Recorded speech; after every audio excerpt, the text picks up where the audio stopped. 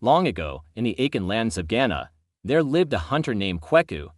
He was skilled with his bow and sharp with his tongue, perhaps too sharp, for he could never keep quiet. He boasted, he gossiped, and he spoke without thinking. One day, as he roamed the forest, Kweku stumbled upon something strange in the undergrowth, a human skull, bleached white by the sun. He laughed at it and said, "Ah, poor skull, what brought you here to this lonely place?" To his shock, the skull's jaw rattled, and it answered, "Talking brought me here." Kweku stumbled back in fear, then burst into laughter. "A talking skull. If I tell the chief, he will reward me with gold and honor." Without a second thought, he ran back to the village. Panting and sweating, he cried to the chief, "My lord! My lord! I have found a skull that speaks with a human voice." The chief frowned. "A skull that talks?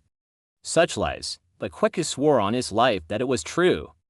The chief, curious and annoyed, called for his guards. "Take us to this skull.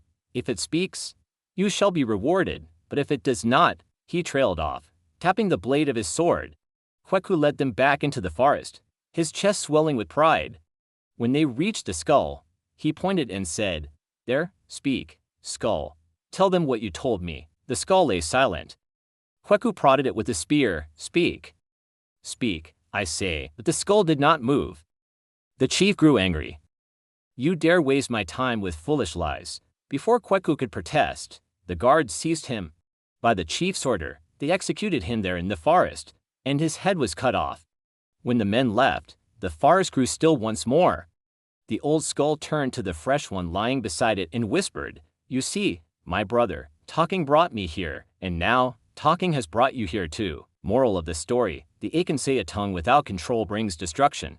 Silence is sometimes wiser than words.